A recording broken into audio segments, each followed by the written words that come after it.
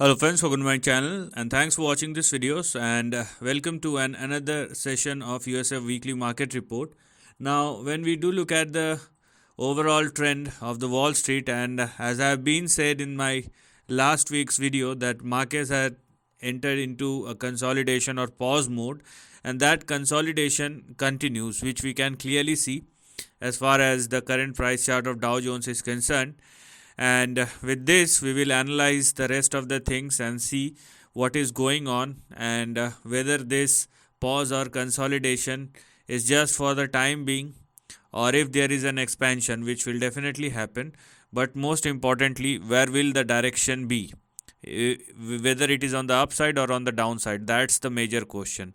So let's start our analysis with the first chart, which is Dow Jones, and it has performed quite superbly, I would say. But as we can clearly see that the price chart of Dow Jones is actually in a consolidating range where we have 37,100 on the or 37,090 on the downside and 37,824 on the upside. So if you are somebody who is looking for a downside, then wait for a breakdown below 37,090. Simultaneously, if you are someone who is looking for an upside, then wait for a breakout at or above 37,824. Okay, as simple as that. Meanwhile, as I told you, consolidation has been going on and we don't know how long it's going to take for a range expansion, but instead of timing the trend, just go with the flow. The next chart which we are going to look at will obviously be the high beta Nasdaq, and you can clearly see the volatility where we have seen the Dow Jones, which is not going anywhere, but when we do look at the price chart of Nasdaq, it actually it has already fallen 4.36%, and from the lows a move of nearly 3.5% has already happened. So this is how volatility works, and obviously the momentum in Nasdaq is way higher than the Dow Jones, and so does the volatility. So you have to face the consequences as well if things does not go right, and if things goes right, what you have thought of or what you are thinking, then obviously you are bound to make big bucks. So for Nasdaq, it is still in a range like Dow Jones is, but the volatility is quite high. So for Nasdaq, we have 14,475, which is our support and stop loss. So if you want to short the market, wait for a breakdown below 14,475. And if you are looking for an upside, then wait for the breakout to happen at or above 15,163. As simple as that. Meanwhile, it is better to leave the range because this range is only for professional traders, be it in Dow Jones, S&P 500 or Nasdaq. They are for option writers or the pro traders. If you are not one of them, then it is better for you to leave this range. Otherwise, you will be in a big trouble because you will make losses from both the sides. Simultaneously, the price chart of S&P 500, which looks extremely flat, but here also there is a range in between which the price chart of S&P 500 is also consolidating, and the things goes for S&P 500 as well. As I told you, wait for the breakout to happen because each and everything is consolidating in between a particular range. So for S&P 500, we have 4683, which is our support and stop loss, below which the downside will open up, so don't go below that. And if you are looking for an upside, then wait for S&P 500 to surpass and sustain above 4,800. I think all these things are very clear and you can clearly see what is happening. Now let's go and check out the chart of Dow Jones dollar index and what the dollar index is telling us, because this is the catalyst which moves the market on both the side. So understanding or have an understanding about dollar index is extremely important. So it's been consolidating. If you are looking at the very near term price action, what the price chart of dollar index is indicating you is a consolidation, and that consolidation is happening after a fresh move.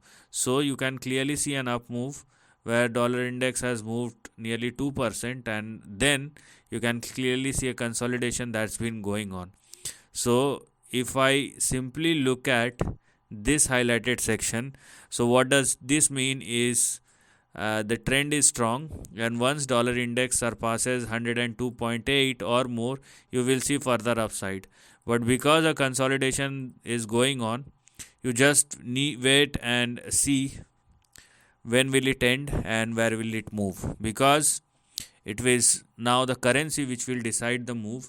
If it started trading below 102 or less, then obviously the downside will resume again, and I'm talking about the very near term down trend, because below 102 it will again retest 100, and simultaneously if the stock started trading above 102.8 or more, we will then see a resumption of an upside. Okay, so this is something which we're going to look at as far as the price action is concerned, and let's wait for the move before things actually started moving higher or moving lower.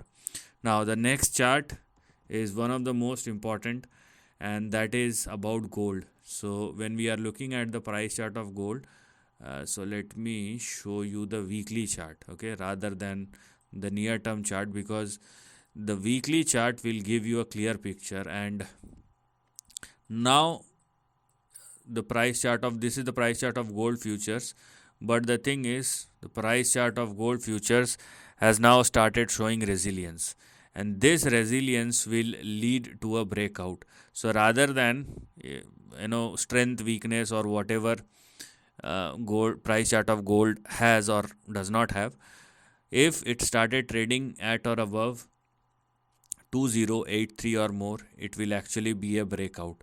There was an attempt in the later part in the month of December 2023, but it was not successful. But yes, if gold futures started trading and sustaining above 2083, it will be a huge breakout, and let me tell you, a multi-year trend or multi-decade trend will start thereafter.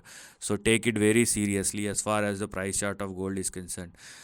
Now, last but never the least is the US 10-year bond. Okay, so the price chart or the change in percentage as far as US 10-year yield is telling you something. So when we do look at the yield chart of US 10-year or Treasury Yield 10 years, what one can clearly see is a massive downtrend that is going on.